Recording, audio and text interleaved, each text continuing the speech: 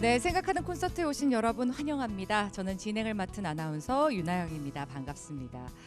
자, 올해 이맘때쯤이 되면 마지막 남은 한 장의 달력을 보면서 생각이 참 많아집니다. 올 한 해 나는 잘 살았나? 올 초에 이뤘던 계획들 잘 이뤄가고 있나? 스스로를 돌아보고 또 내년엔 어떤 계획들을 세우면 좋을지 고민들을 많이 해보는 시기가 되는데요. 그래서 오늘 이 시간에는 미리 설계하는 2019 황금돼지해라는 주제로 함께 생각해 볼 수 있는 시간 마련했으면 좋겠습니다. 올해는 작지만 확실한 행복, 소확행, 또 일과 인생의 밸런스 있는 삶을 의미하는 워라밸, 이런 단어들이 유행을 했었죠. 처음 오실 분은 이런 트렌드를 분석하고 연구하는 분입니다. 2019년엔 과연 어떤 트렌드와 어떤 용어가 유행을 할지 이분을 통해서 살짝 미리 엿볼 수 있지 않을까 싶은데요. 서울대 소비트렌드 분석센터 연구위원이신 전미영 박사님, 따뜻한 박수로 환영해 주시죠.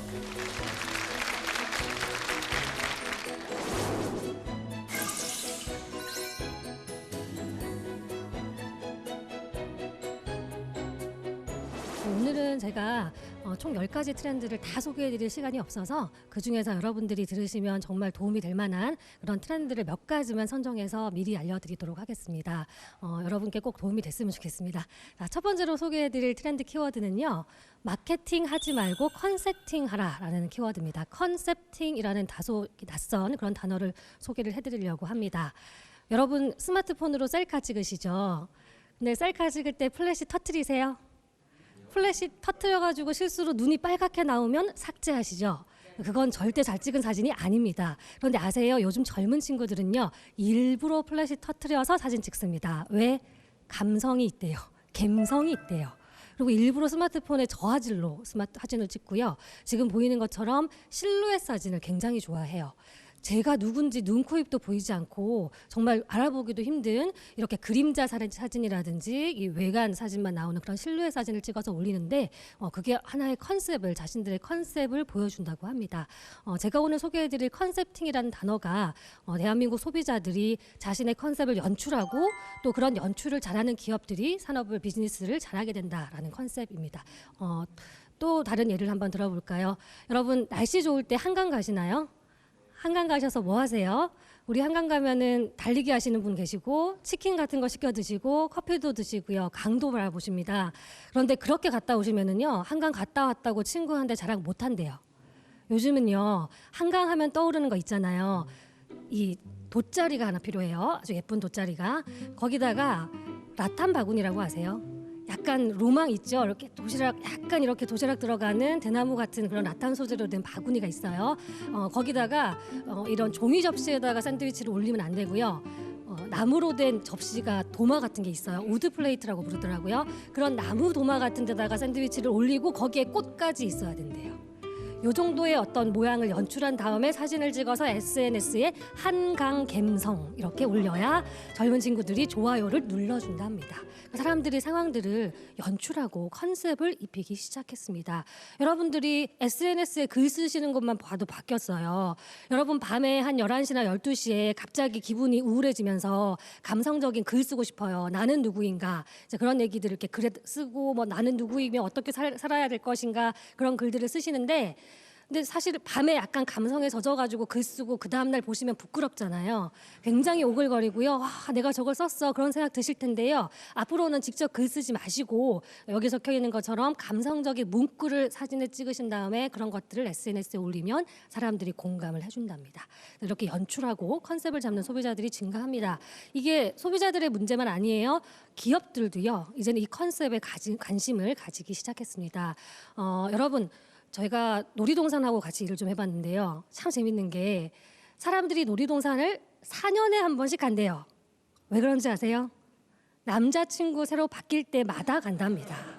한 번 갔다 오면 그 다음에 갈 때는 재미가 없어요. 타봤고 놀아봤고 다 알기 때문에 남자친구가 새로 바뀔 때 손잡고 싶을 때 이제 거기 방문을 하는 겁니다. 그리고는 안 가는 거예요. 그렇게 하면 안 되니까 최근에는 어떻게 기업들이 비즈니스를 바꾸고 있냐면 컨셉을 입힙니다. 여러분 지난 11월에 우리 놀이동산들 국내에 있는 다양한 놀이동산들이 할로윈이라는 테마를 가지고 컨셉을 가지고 운영을 했어요. 그랬더니 봄에 왔던 친구들이 가을에 또 가요. 왜냐하면 귀신과 함께 사진을 찍고 싶어서. 이렇게 컨셉이 입어지면 똑같은 소비가 다시 발생합니다. 아마 2019년에는 많은 기업들이 그리고 많은 또 자영업 하시는 분들이 우리 회사에, 우리 가게에, 우리 매장의 컨셉은 무엇인가 그리고 그것들을 정하고 또 수시로 변화시키는 그래서 사람들이 반복 구매를 했을 때, 반복 방문을 했을 때 또 새로움을 느낄 수 있도록 그런 전략들이 많이 커질 것 같습니다. 자, 이제 두 번째 키워드로 가겠습니다. 다음 키워드는요, 세포마켓이라는 키워드입니다. SNS 많이 하시는 분들은 좀 아실 거예요. SNS 마켓이라는 단어를 사실은 더 많이 씁니다. 잘 보시면은요, 어떤 굉장히 좀 이렇게 외모가 좋으신 그런 분들이 SNS에 열심히 사진을 찍어서 올리면서 팔로워 수를 늘려요. 한 20만 명, 30만 명 이렇게 늘리고 나면 그분들이 100% 하는 게 있는데요. 공장에서 옷을 만들어서 팔기 시작해요.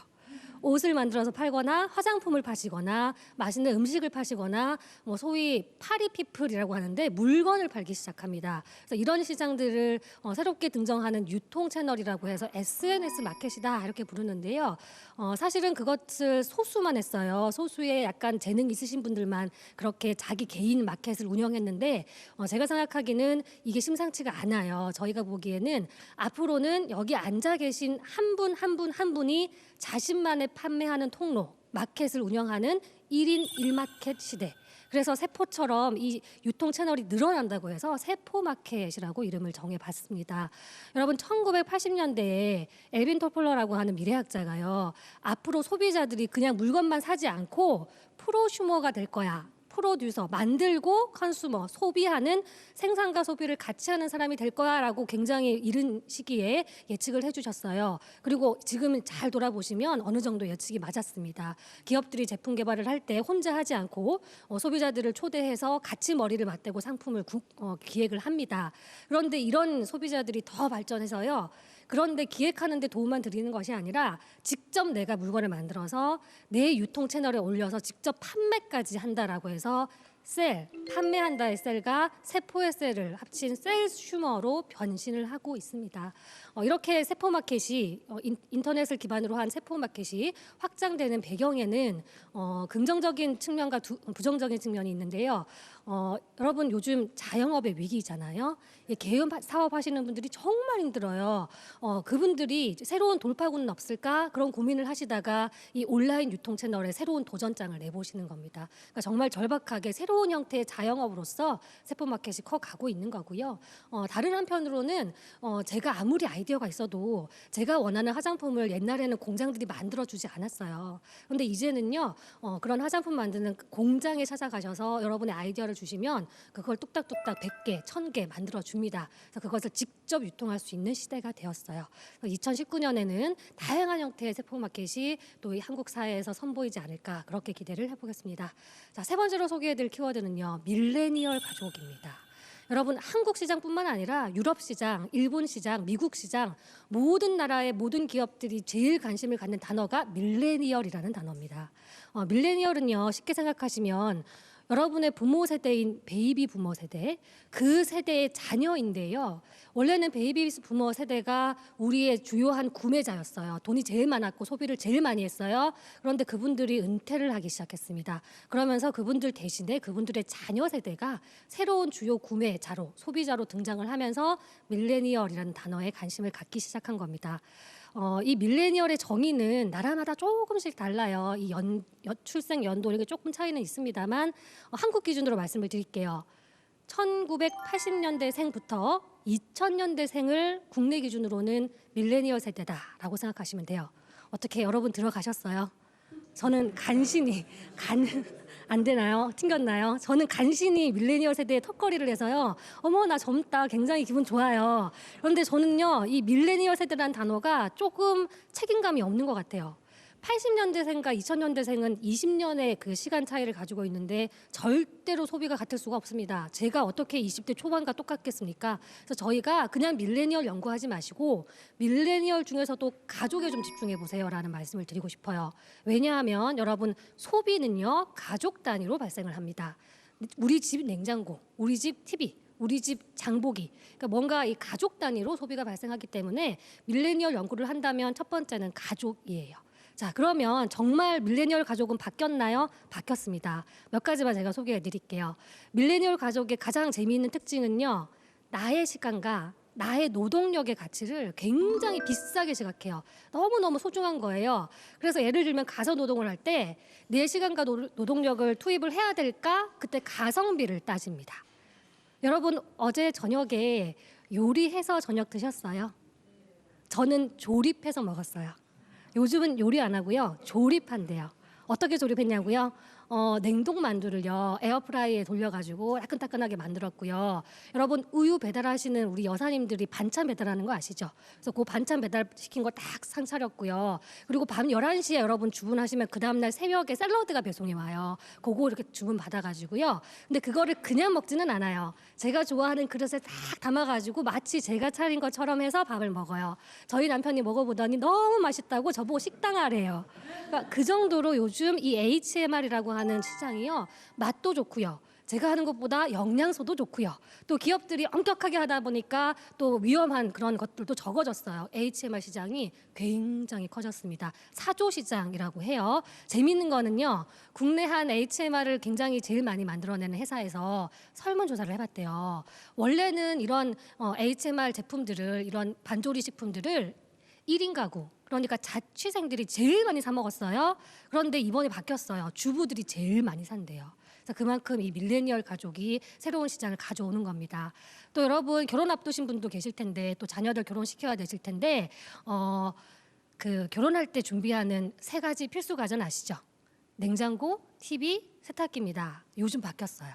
요즘은 3신 가전이라고요. 신이 내려주신 3개의 가전이 있습니다. 여러분 아실 겁니다. 식기세척기, 전기 빨래 건조기, 그리고 로봇 청소기예요.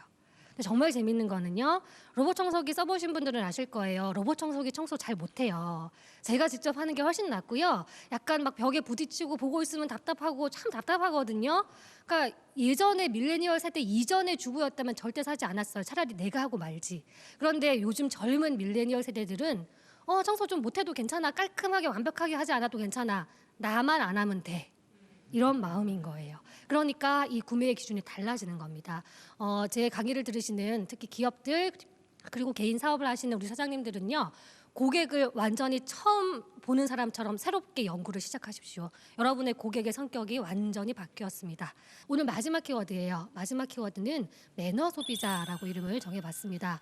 여러분 한때는 여러분 들어보셨죠? 고객은 왕이었어요. 그죠? 근데 요즘 어때요? 요즘 우리 고객들 중에 정말 매너가 있는 고객들도 계신데요. 노쇼하거나 갑질하거나 오히려 판매자들을 굉장히 곤란하게 하는 매너 없는 소비자들도 종종 등장을 하는 것 같습니다.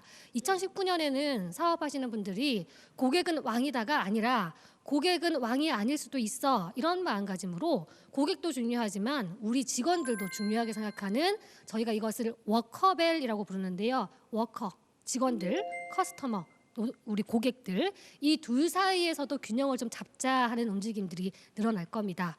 이 매너 있는 소비자 그리고 워커벨이 중요해지는 이유는요. 예전에는 한국 사회가 후진 사회였어요. 이 제품을 잘 팔고 싶으면 품질도 좋아야 되지만 사실은 친절함이 제일 중요한 경쟁력이었어요. 한국이 잘 못 만들었으니까. 근데 이제는 우리가 좋은 제품 만들고요. 굳이 우리 고객들에게 필요한 만큼의 친절만 하면 되지 그 이상의 과한 친절까지는 할 필요가 없고 또 특히 약간 진상 고객, 갑질 고객에 대해서 기업들이 단호하게 대처했을 때 소비자들이 훨씬 더 멋있다고 엄지를 들어줍니다. 그래서 그런 측면에서 우리 사업하시는 분들이 우리 고객도 소중하지만 여러분들의 직원을 좀 챙겨보세요라는 측면에서 매너 소비자의 등장을 한번 예측해봤습니다. 네, 지금까지 제가 예측한 10가지 키워드 중에서 일부만 여러분께 소개를 해드렸습니다. 여러분 개인 사업하시는데 큰 도움이 되셨으면 좋겠습니다. 고맙습니다.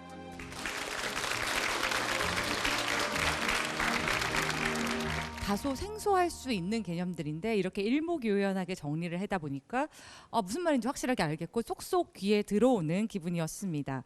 이런 트렌드를 알게 되면 내년에 계획들 세우시는데 더 많은 도움이 되지 않을까 싶은데요.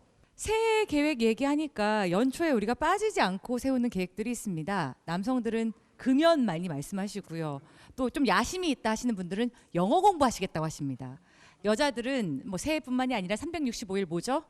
다이어트. 네, 다이어트 얘기들을 많이 하십니다. 그런데 어때요? 작심삼일이 되는 경우가 대부분이죠. 그렇기 때문에 세웠던 계획들 반만이라도 이룰 수 없을까 좀 고민할 수 있는 방법들을 오늘 생각해 볼까 합니다. 성장 코칭 전문가 유재천 코치님 모시고 오늘 한번 고민들 자세하게 풀어보도록 하겠습니다. 따뜻하게 박수로 맞아주세요.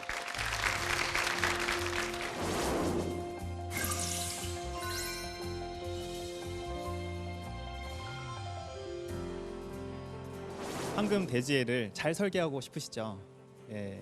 근데 설계하는 것도 중요하지만 이 설계한 것을 잘 실행하고 꾸준하게 하는 게 사실 더 중요할 수도 있습니다. 그래서 오늘은 제가 그 방법을 좀 소개해 드리려고 하는데요. 여러분 혹시 방법에 관심 많으실까요? 네, 방법, 뭔가 잘하는 방법. 저도 잘하고 싶어요. 어떻게 하면 더 효과적으로 할 수 있을까요? 방법 관심 많으시죠? 예, 저도 방법에 관심이 많은데 저는 굉장히 오랫동안 연습을 하고 연구를 했습니다. 저는 22년 동안 방법 연구를 했습니다. 오래 했죠. 예. 제가 뭐 근데 태어나자마자 하진 않았겠죠. 제가 22살은 아닙니다. 아니고요. 오래 전부터 시작했는데 계기가 있었습니다. 저는 사실 유치원을 중퇴했습니다.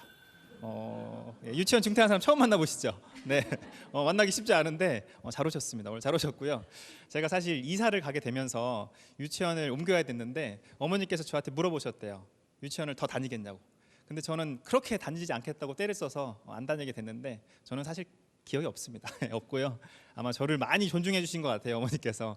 그래서 유치원을 졸업하지 못하고 다행히 초등학교는 들어갈 수 있잖아요. 그래서 들어가게 됐는데 굉장히 고생했습니다. 예, 초등학교 3학년 때까지 아주 아름다운 미와 아주 귀여운 양들이 성적표에 아주 많이 이제 차지했어요.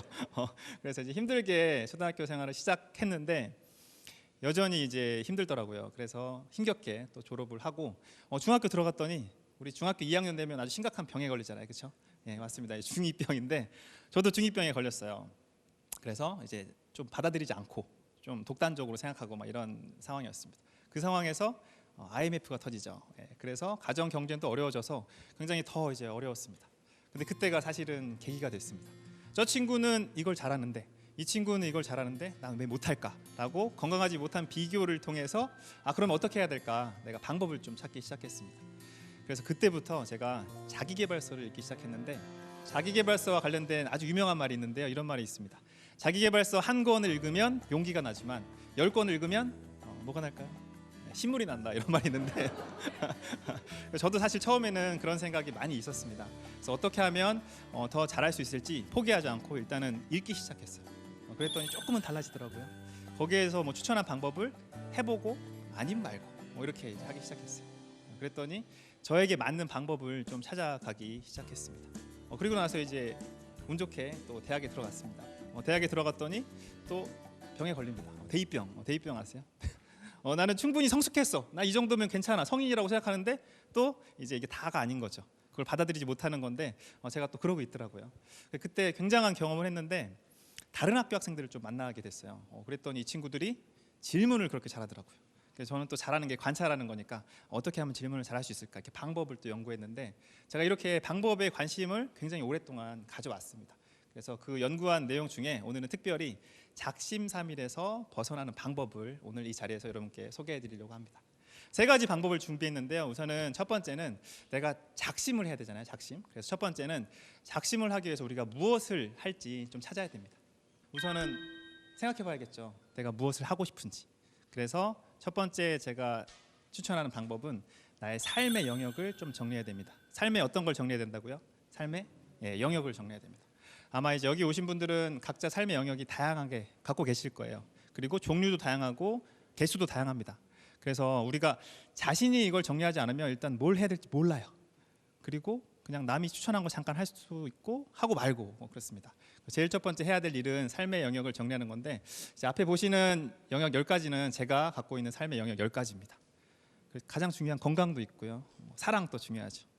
돈 관심 많으실 텐데 우리 돈도 중요하고, 또 저는 놀궁리하는 걸 좋아하는데 놀이도 되게 중요합니다. 이제 다음 달에 여행을 어디로 가야지, 이번 주말에 어디로 산책 가야지, 이런 것들을 좋아하는데 이게 이제 사실 다 다양하고 개수도 다양한데 자기가 한번 생각해보고 정리를 하는 게 가장 먼저 해야 될 일입니다.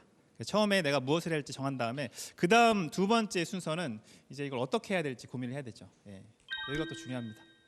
내가 작심삼일을 하지 않기 위해서는 또 방법을 고민해야 되는데, 작심을 먼저 고민해서 무엇을 할지 결정을 했으면 그 다음에는 이제 3일이 반복되지 않게 해야 되잖아요. 우리는 3일의 반복이 되는 이유는 맥락이 없기 때문에 그렇습니다. 3일의 마법이 자꾸 이제 펼쳐지는데 우리 3일 지나면 정말 아무것도 하기 싫어요. 그렇죠? 자연스러운 겁니다. 왜냐하면 내가 소중하니까, 나는 그냥 편안해지고 싶으니까. 그런데 그 이유가 바로 이제 맥락이 없기 때문입니다. 그래서 제가 이제 추천하는 두 번째 방법은 맥락적 자기 집중을 하라입니다. 맥락에 집중한다는 것은 자기 자신을 조금 더 깊이 있게 흐름을 본다는 건데, 맥락은 이런 거죠. 어디에서 흘러왔고 지금 어디에 있고 이렇게 흘러갈 것 같다라고 보는 건데, 조금 더 다른 표현을 하면 우리 사람이 갖고 있는 재미있는 특성 중에 감정이라는 게 있습니다. 그렇죠? 사람에게 감정이 소중한 이유는 나에게 무엇이 중요한지 알려주기 때문에 소중하다라고 합니다. 굉장히 중요한 말이죠. 근데 감정 깊숙한 곳에 뭐가 있냐면 욕구라는 게 있습니다. 근데 욕구는 굉장히 중요한데 그냥 흘러가는 대로 잠깐 나타나는 것이 아니라 맥락을 갖고 이제 움직입니다. 그래서 내가 진짜 원하는 것을 찾기 위해서는 잠깐의 욕구를 살필 게 아니라 맥락적으로 욕구를 좀 살펴보는 게 굉장히 중요합니다. 제가 이제 방법을 두 가지를 소개해드릴 예정인데요. 제가 좀 실천했던 맥락적 자기 집중이 있습니다. 저는 고등학교 2학년 때 이런 고민을 했어요. 미래로 가보는 연습을 좀 했어요. 내가 만약에 80살이 됐을 때, 90살이 됐을 때 어떨까? 어떻게 성장이 왔을까? 그래서 고등학교 2학년 때부터 지금까지 매년 생일 때마다 사진을 찍어 왔습니다. 이렇게 사진을 찍었습니다. 셀카 말고요. 이렇게 사진관에 가서 반드시 꼭 찍었어요. 그렇죠. 보시면 아시겠지만 지금 10대 후반에 여전히 유치원 중퇴의 느낌이 남아 있죠. 굉장히 이제 자존감도 낮고 나 건들지 마 이렇게 굉장히 이제 화가 좀 나 있습니다. 실제로 표정도 안 좋죠. 입꼬리가 내려가 있고. 그런데 20대 중반부터 우리 레이저를 쏘던 눈빛이 아주 밝은 빛으로 좀 바뀌면서 자존감도 회복을 하고 그리고 자신감도 좀 갖게 되더라고요. 그리고 그 이후에 보니까 이런 맥락을 정리하다 보니까 내가 진짜 원하는 것이 무엇이구나, 그리고 내가 이렇게 성장해 오고 있구나라는 것이 좀 정리되기 시작했어요. 그래서 내가 진짜 원하는 것을 조금 더 구체적인 방법으로 해야겠다라는 생각을 좀 하게 됐습니다. 또 한 가지 방법은 우리가 이제 일기 쓰시는 분 있으실 텐데 아마 몇 분 계실 거예요. 저도 써봤는데 이게 매일 쓰기가 힘들어요. 그리고 잘 안 봐요. 그래서 저는 또 고민을 했습니다. 방법을 여러 번 고민하니까 일기를 좀 편안하게 쓰는데 너무 힘들지 않게, 마찬가지로 미래로 가봐서 80살이 됐을 때 일기를 쉽게 보면서 여행을 하면 좋겠다라고 해서 저는 21살 때부터 1년 일기라는 걸 썼습니다. 그럼 제가 이제 여러분께 질문 한번 드려볼게요. 혹시 올해 1월에 어떤 일이 있었는지 아주 상세하게 기억하시는 분 계세요? 그렇죠. 이게 쉽지 않죠. 혹시 계시면은 더 이제 중요한 일 하셔야 됩니다. 하셔야 되고, 저도 그래서 그런 고민이 있었어요. 1월에 기억이 안 납니다. 저는 12월 31일이 되면 딱 한 페이지로 1년 일기를 쓰는데 1월에 뭐 했는지 기억이 안 나는 거예요. 그래서 노트의 왼쪽 페이지에 그 월에 재미있었던 일이나 의미 있었던 일을 키워드로 좀 적어 놓는 거예요. 그래서 그걸 바탕으로 오른쪽 페이지에 딱 한 페이지만 쓰는 거죠. 이렇게 하면 재미있는 일이 펼쳐집니다. 예를 들어서 이제 조금 있으면 12월 말이 되는데 12월 31일에 쓰려고 펼쳤더니 당연히 작년 걸 보게 되겠죠. 맥락을 보게 됩니다. 작년에 어떤 일이 있었지? 올해 어떤 일이 있었구나. 그리고 내년을 계획하게 됩니다. 그래서 약간 좋은 순환이 이제 일어나게 되는데, 우리가 보통 이렇게 문자 메시지 보내거나 좋은 표현을 할 때 좋은 하루 보내세요 이렇게 표현하잖아요. 그것도 사실 좋은 표현인데 저는 이렇게 표현합니다. 좋은 하루 만드세요. 그래서 이렇게 맥락을 좀 살펴보면 내가 시간을 어떻게 보낼지가 아니라 시간을 어떻게 만들지를 계획하게 되는데, 여기에서 우리가 구체적으로 내가 진짜 원하는 것도 살필 수 있고 방법도 고민하게 되는데, 이게 사실 더 중요한 부분입니다. 그래서 1년 일기도 제가 추천을 해드리고 싶고요. 그리고 이제 세 번째는 이제 무엇을 해야 될지 살핀 다음 어떻게 해야 될지 고민을 했죠. 세 번째는 이걸 지속 가능하게 만들어야 됩니다. 가장 중요하죠. 어떻게 지속 가능하게 만들 것인가. 예, 굉장히 중요한 이제 이슈입니다. 여기에서 가장 중요한 방법은 작심삼일이 반복되지 않게 하고, 이제 내가 발견한 방법을 유지를 해야 되는데, 우리가 뭔가 유지하기 위해서는 크게 두 가지가 필요합니다. 첫 번째는 동기가 필요하고요. 그렇죠? 그리고 두 번째는 기술이 필요합니다. 동기는 여러 가지가 있는데 다 달라요. 그래서 그 동기는 우리가 이렇게 표현할 수 있습니다. 나만의 의미를 좀 찾아야 돼요. 내가 중요하게 생각하는 거, 내가 가치 있게 생각하는 거, 이거 나한테 중요해. 남들이 이거 의미 있어요 하세요. 그거 저한테 중요하지 않은데요. 의미 있으면 이제 하지 않습니다. 그래서 그걸 자신이 발견하는 게 중요한 동기고, 두 번째는 이제 기술이 필요한데 나의 매일매일과 연결해야 됩니다. 그렇지 않으면 아무리 좋은 것도 이제 지속되기가 힘듭니다. 그래서 여러 가지 도구와 툴이 있는데 저는 가장 기본적으로 플래너를 사용합니다. 아마 플래너 많이 사용하시죠. 예, 저도 사용을 많이 했는데 플래너 연구도 거의 20년 이상 했습니다. 근데 제가 사용하는 플래너는 브랜드 있는 플래너가 아니고 제가 바둑판 노트를 영역을 분할해서 사용을 합니다. 그냥 제가 맞춤형으로. 제가 효과적인 방법인데 한 번은 제가 직장 생활에서 일을 하다가 이렇게 다이어리를 펼쳤더니 너무 일만 가득한 거예요. 갑자기 좀 슬펐습니다. 예, 워라밸이 없는 거죠. 그래서 그 오른쪽에 좀 원하는 것들을 배치해보자. 예를 들어서 뭐 이번 주말에 어떤 영화를 보자. 오늘 퇴근하고 나서 뭘 좀 해보자. 이런 것들 배치하기 시작했더니 조금 더 삶이 나아졌는데, 이렇게 자기의 매일매일과 연결하는 툴이 어떤 게 좀 있으면 좋습니다. 그 다음에 이제 오른쪽 페이지에는 뭐 명언도 좀 옮겨 적어보고 감사일기도 써보고, 물론 저도 조금 힘들 때는 이렇게 넘어가기도 합니다. 그런데 이렇게 툴이 없으면, 도구가 없으면 더 이제 지속하기가 힘듭니다. 아까 제가 이제 그런 말씀 드렸어요. 욕구가 중요하다라고 말씀을 드렸죠. 예. 우리가 욕구를 좀 강조하다 보면 자율성이 늘어납니다. 그러다 보면 너무 원하는 대로 하게 돼요. 물론 자율성 중요합니다. 하긴 할 건데 내가 좀 원하는 방향으로 자유롭게 주도적으로 하고 싶어요라는 생각이 드는데, 자율이 너무 증가하면 방임이 될 수가 있어요. 그래서 이 방임을 방지하기 위해서 우리가 하나 정해야 되는데, 철칙을 좀 정해야 됩니다. 철칙은 이런 거죠. 내가 이것만큼은 할 거야. 이것만큼은 하지 않을 거야. 이런 것들을 최소한으로 좀 적어야 돼요. 철칙의 의미가 좀 찾아보니까 재미있더라고요. 쇠철자에 법칙 칙자로 되어 있어요. 재미있어요. 영어로도 아이언 룰입니다. 왜 쇠철을 쓸까?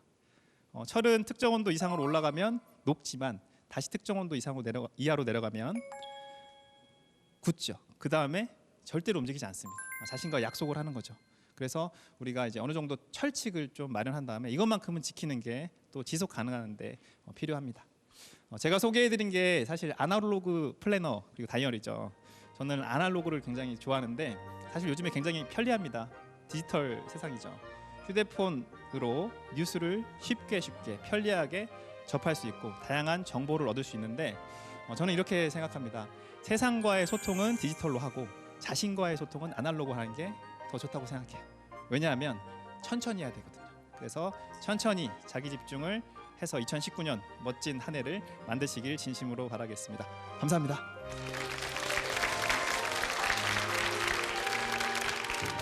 제가 20대 때 좌우명으로 삼았던 말이 갑자기 생각이 났어요. 우리가 생각하는 대로 살지 않으면 사는 대로 생각하게 된다. 근데 믿지 않으시겠지만 저 30대입니다. 그래서 20대 때 그 기억들을 잊고 살았는데 오늘 성장 코칭 전문가 유재천 님의 얘기를 들으면서 그때 생각이 났어요. 우리가 생각하는 대로 계획한 대로 작심 3일이 아니라 뭐 작심 30일, 작심 300일 이렇게 좀 점층적으로 실천을 해 나가다 보면 올해 세웠던 계획을 내년에 조금은 이룰 수 있지 않을까 이런 생각이 들었습니다. 국가도 그렇고 가정도 그렇고 한 해 한 해 계획을 세울 때 또 중요한 게 있습니다. 가장 중요한 거로 할 수도 있어요. 뭔가요? 예산입니다. 네, 예산이 없으면 우리가 기술도 만들 수 없고요. 툴도 없습니다. 그렇기 때문에 내년에는 돈 걱정 없이 살 수 있으면 참 좋겠다. 이런 생각들 많이들 하실 텐데요. 정말로 그럴 수 있으면 참 좋겠죠. 재무설계사 김의수 선생님 모시고 오늘 2019년 돈 걱정 없는 우리 집 만들기 가능할지 한번 들어보도록 하겠습니다. 큰 박수를 맞아주세요.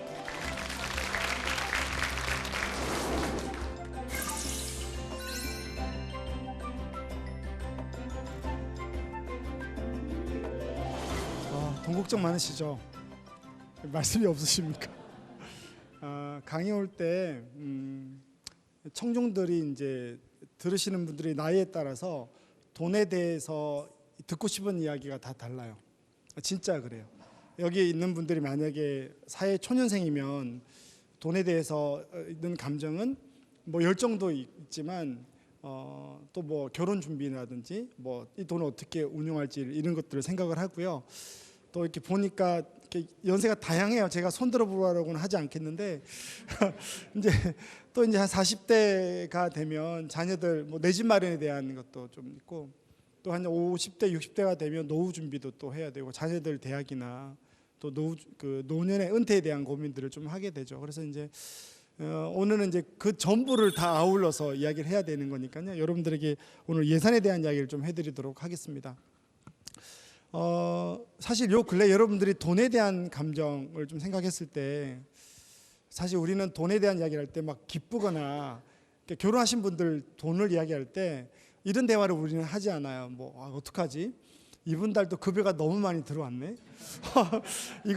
이거 가지고 도대체 어떻게 쓰지? 뭐 이런 대화를 꿈 같은 이야기지만 우리는 하지 못해요.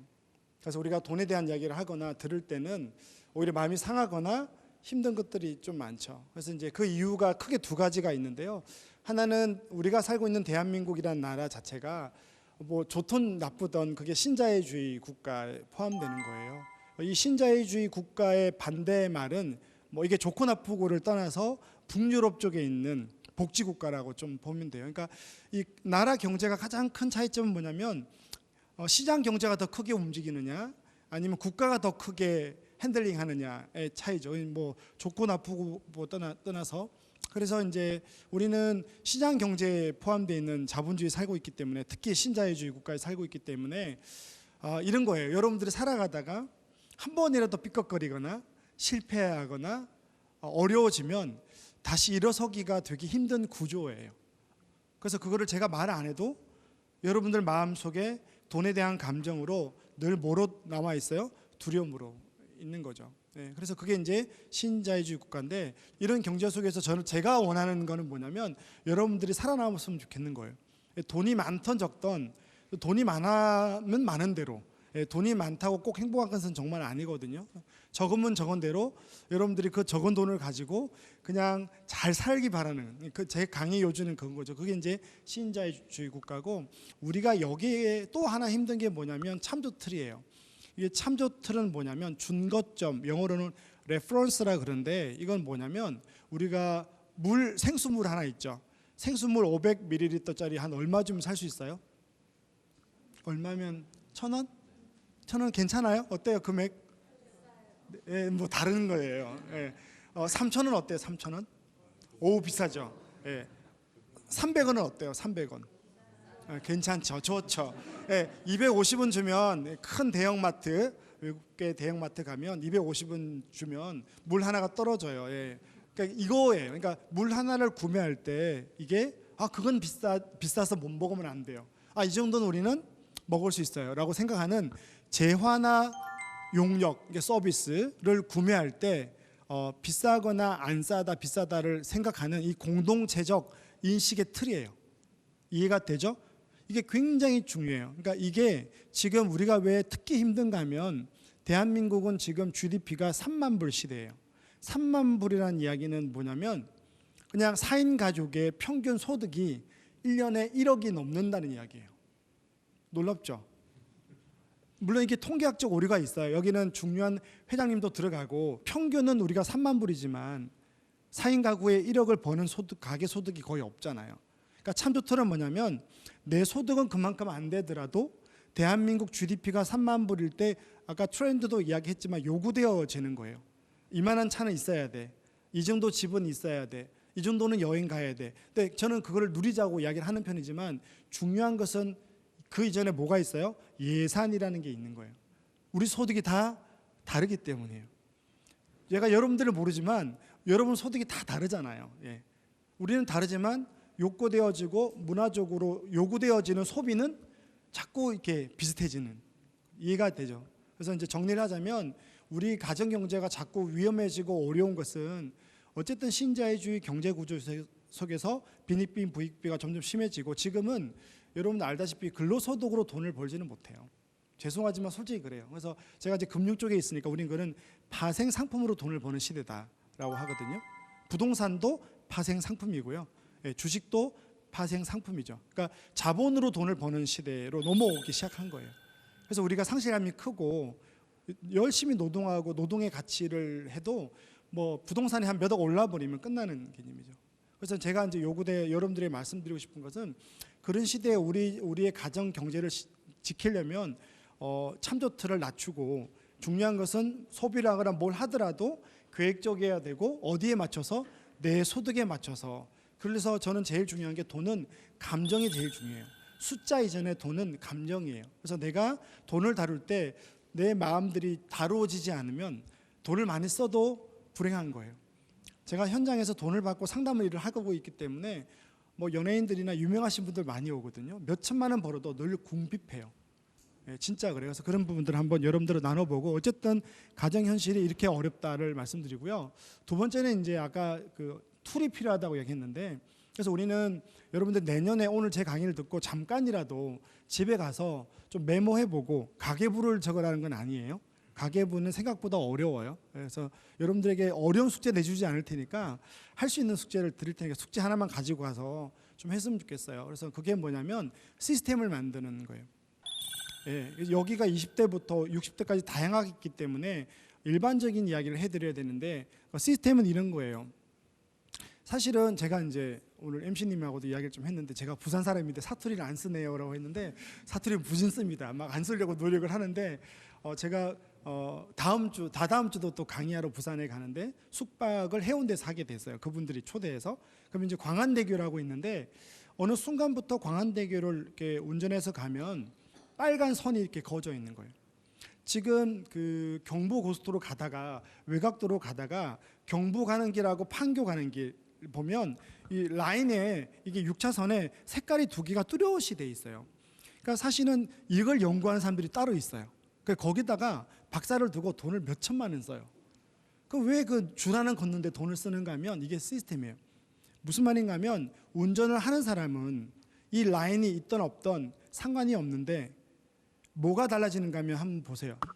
뭐가 줄었어요? 교통사고가 30%가 줄어서 간접적인 국가 돈이 안 들어가는 거예요. 그러니까 이거는 이거예요. 행동하는 사람들은 차이를 못 느끼지만 뭐가 달라져요? 결과가 달라지는 거죠. 그러니까 돈에 대해서도 예산을 세우고 시스템을 만들면 뭐가 달라지는가 하면, 저축률이 높아지거나 순자산이 증가되거나 새는 돈이 맞거나 이런 것들이 가능하다는 거죠. 이게 뭐예요? 예산 시스템인 거예요. 그래서 여러분들에게 그걸 잠깐 알려드리도록 하고요. 첫 번째가 뭐냐면, 돈에 대해서 생각을 좀 해보는 거예요. 좀 삶을 멈추고, 돈에 대해서 아까 이야기했잖아요. 생각할수록 궁핍하거든요. 그리고 생각할수록 두렵지만, 그리고 뭐 소확행도 좋고 다 좋지만, 제가 많은 가정의 돈의 문제를 봤을 때 지속 가능한지가 제일 중요해요. 돈은 유한성을 갖고 있어요. 여러분들이 누가 빌딩이 있어가지고 내가 평생 먹고 놀고 지금 내가 좋아하는 거에 인생을 살아도 뭐 10년, 20년 뒤에 내 삶이 계속 보장이 되지는 않거든요. 그래서 중요한 게 뭐냐면 예산이에요. 그래서 한정된 예산이 있는 거죠. 이게 저는 이제 파이 게임이라고 하는데, 우리가 그 레스토랑 가가지고 피자를 먹을 때 몇 조각이 나오는지 아세요? 라지 사이즈. 3조각. 어머님 3조각 드시는구나. 네, 예, 그러구나. 그러니까 네 가족이 라지 사이즈를 가면 보통 커팅을 한 번, 두 번, 세 번, 네 번 하면 8조각이 나오죠. 그러면 네 가족이면 누군가가 어머님처럼 세 피스를 먹으면 저는 한 피스를 먹어야 되는 거죠. 이게 뭐예요? 이게 한정된 자원이라는 거죠.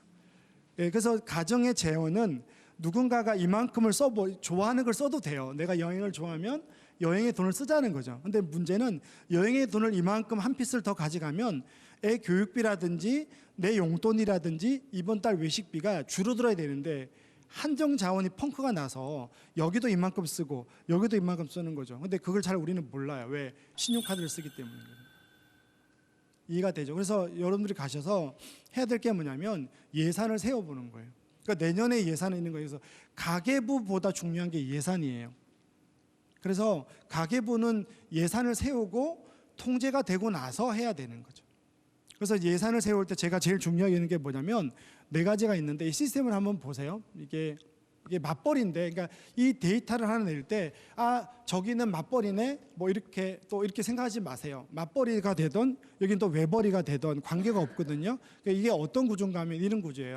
요거만 가서 여러분들이 짜보고 여러분들이 맞게끔 짜면 돼요. 그래서 이 구조는 이런 거예요. 첫 번째 생활비 통장이 4개가 있는데요. 예산을 세우는 거죠. 예산을 세우는 거는 통제를 하기 위해서 세우는 거고요. 1번 통장은 뭐냐면 자동이체가 되는 고정비 통장이에요. 그죠? 어떤 것들이 있을까요? 매달 빠지는 거, 관리비, 그죠? 보험료, 통신비 이런 것들은 지금 내가 돈을 쓰고 돈을 낼 수 없는 것들이에요. 내가 누구하고 전화하고 이 전화 비용을 지금 낼 수 없죠. 이런 것들은 지금 쓴 한 달이 다음 달 쓰는 거죠. 그래서 1번 통장은 매달 빠지는 통장에 돈을 넣어두는 거죠. 보험료도 그렇고요. 예, 그럼 넣어두면 자동으로 빠지겠죠. 그러니까 1번 통장은 컨트롤할 수 있는 게 아니에요. 그래서 이것만 여러분들이 가서 정리를 한번 통장 정리만 해보라는 거죠. 2번은 뭐냐면 이번 달 내가 아까 말했죠. 있는 만큼 쓸 수 있는 이제 2번 통장이 주로 통제해야 될 통장이에요. 외식비라든지 문화생활비라든지 이런 것들은 이 있는 돈만큼 써야 되는 거죠. 이해가 되죠? 예, 그리고 세 번째가 뭐냐면 용돈 통장들이 있는 거예요. 예, 그래서 주부들이 용돈 제가 강의하거나 미팅을 하다 보면 나는 용돈 없어요 그러는데 다 거짓말이에요. 머리 무슨 돈으로 하면 그러니까 주부들이 용돈을 안 주면 전부 생활비인 거예요. 그 생활비가 엄청 많잖아요. 예, 그래서 20만 원을 용돈을 드렸더니 어떻게 되는가 하면 이제 생각하는 거죠. 친구를 밥을 먹든지 옷을 사든지 머리를 하더라도 20만 원 갖고 생각을 해서 아까 시스템이 만들어지면 지나보면 20만 원에 맞추고 살고 있는 자기를 바라볼 수 있는 거죠. 그래서 2019년도가 경제학으로 봤을 때 되게 어려워요. 환율 문제도 있고 이제 금리가 이제 오를 거예요. 미국도 이제 금리가 계속 올리고 우리나라 지금 기준금리가 1.25인데 한 2% 3% 올라가면 부동산 주담보 대출의 금리가 6%까지 올라갈 거예요. 그래서 또 부동산을 못 샀던 분들은 마음이 또 상하고 지금은 또 막 올라가서 마음이 힘든데 2019년도에 너무 휘둘리지 않고 아까 여러분들이 오늘 공부한 대로 한번 좀 생각을 하고 여러분 소득이 얼마인지 모르지만 그것에 또 만족하고 그거 안에서 예산을 세워서 조금 한번 뭔가 구조를 만드는 2019년도가 되면 좀 올해보다는 돈 걱정 덜하는 영원한 돈 걱정 없는 건 없어요. 그래서 좀 돈 걱정하지 않는 여러분 가정경제가 되었으면 좋겠습니다. 이상으로 마치겠습니다. 고맙습니다. 자, 오늘 강연 들으시고 좀 실천하셔서 내년에는 모두 돈 걱정 없이 살 수 있는 우리 집 만들어 갔으면 좋겠습니다. 제가 내년 한 해를 위한 가장 좋은 덕담을 드린 거예요. 네. 자, 이번 순서는 오늘 세 분의 강연을 듣고 여러분이 갖고 있는 궁금증과 질문들을 풀어보는 시간, 꼬리에 꼬리를 무는 생각입니다.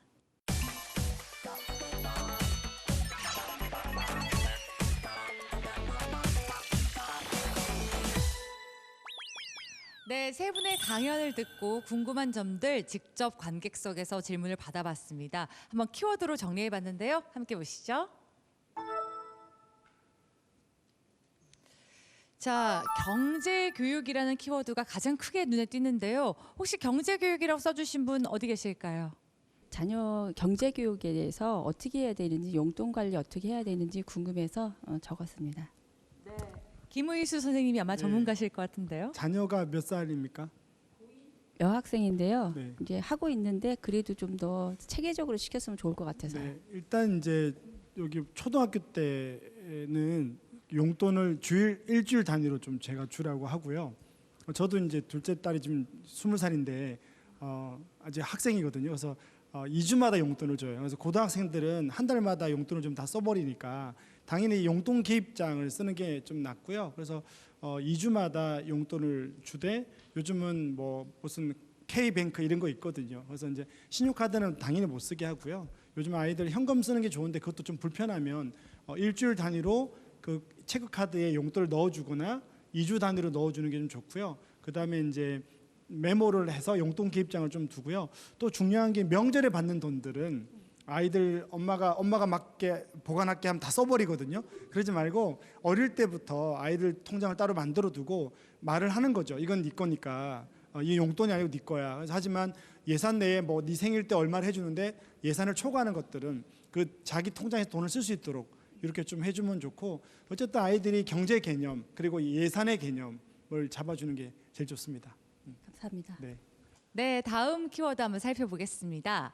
목표 의식. 그러니까 아이는 지금 여전히 중3인데 옛날로 보면은 결혼해도 되는 나이잖아요. 그런데도 불구하고 하고 싶은 게 없다는 얘기를 하고 그리고 그래서 엄마한테 바라는 게 뭐야? 라고 물어보면 조금만 더 기다려주세요 라고 말을 해요. 기분 좋게 마음 편하게 여유롭게 기다릴 수 있는 방법은 뭐가 있을까? 지금 말씀하신 기다릴 수 있는 좋은 방법을 말씀하셨는데 여기에서 약간 호기심을 갖고 다르게 좀 해봐야 돼요. 예를 들어서 질문을 한번 예를 들어볼게요. 질문을 잘한다는 것은 상대방을 생각하게 만들어야 돼요. 그러면 그 다음에 생각해야 될 것은 그럼 질문을 어떻게 해야 돼요? 이제 이런 생각을 해야 되죠. 우리가 보통은 질문이라고 생각하면 내가 하고 싶은 말 끝에 물음표만 붙이는 경우가 많아요. 그러면 상대방은 생각하지 않습니다. 그리고 말을 안 해요. 그래서 우리가 이제 좀 기다리는 방법 중에 호기심을 갖고 질문을 다르게 하는 방법인데 여기에 가장 중요한 팁은 how를 집어넣는 거예요. how. 어떻게 생각하냐? 그리고 어떻게 했으면 좋겠냐? 그러면 생각하기 시작하는데 그러면 조금 더 말을 할 거예요. 근데 그게 아주 중요한 시작이고 거기서부터 호기심을 갖고 다른 질문을 좀 열린 질문을 좀 긍정적인 질문을 좀 하다 보면은 조금은 이제 달라질 거라고 보시면 되고요. 거기서는 또 어느 정도의 기다림은 또 이제 필요하죠.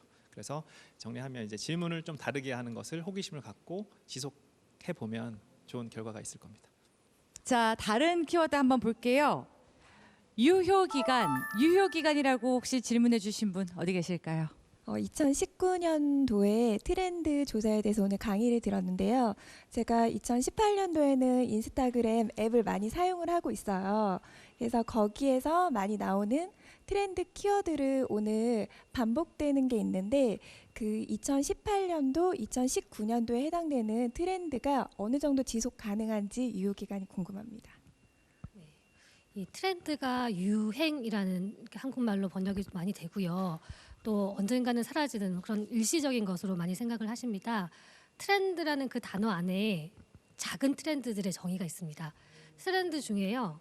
잠깐 나타났다가 금방 사라지는 트렌드를 마이크로 트렌드라고 부릅니다. 이런 것들은 사실은 금방 사라지기 때문에 여러분들이 주의 깊게 보시지 않으실 수도 있지만 그 중에 어떤 것들은 옥석이 되어서 커집니다. 우리가 보통 쓰는 트렌드는 전문가들이 말하기에는 3년에서 5년 정도는 지속된다. 라고 얘기를 합니다. 그래서 사실 정답은 3년에서 5년입니다 라는 말씀이지만 또 조금 더 발전시키면 메가 트렌드라고 들어보셨죠? 요 메가 트렌드는 그 3년에서 5년짜리의 트렌드가 좀 더 지속이 돼가지고요 10년 이상 지속될 때 그건 메가 트렌드야라고 하는데 뭐 고령사회라든지 1인화라든지 뭐 개인화라든지 이런 큰 개념들이 보통 메가 트렌드라고 불립니다. 마지막이 또 있어요. 마지막은 컬처라고 부릅니다. 문화라고 불러서요. 우리 피 속에 흐르는 DNA예요. 일본이나 중국이나 한국이나 똑같이 외화는 비슷하지만 외모는 비슷하지만 약간 문화적 차이가 있습니다. 그래서 그런 어떤 차이들을 세대 간에서 세대 간으로 부모에서 자녀에게 전달되는 30년 주기의 그런 컬처라는 것도 사실은 트렌드입니다. 그래서 이 많은 트렌드 중에서 제가 뭐 3년에서 5년짜리가 중요해요라고 말씀을 드리기는 어렵고요. 여러분이 하시는 업종에 따라서 여러분이 중요하다고 생각하시는 것에 따라서 패드가 마이크로 트렌드가 중요할 수도 있고 혹은 해외 진출하실 때는 문화가 더 중요해요. 그래서 그렇게 중요도를 보시면 좋을 것 같습니다. 네, 감사합니다. 네, 고맙습니다. 네, 2019년 기해년은 황금 돼지의 해입니다. 내년에는 부귀를 상징하는 돼지처럼 경제적인 어려움도 해결하고 또 계획했던 일들도 잘 이루시고 마음도 넉넉해지는 한 해가 됐으면 좋겠습니다. 자, 지금까지 생각하는 콘서트였습니다. 함께해 주신 여러분 고맙습니다.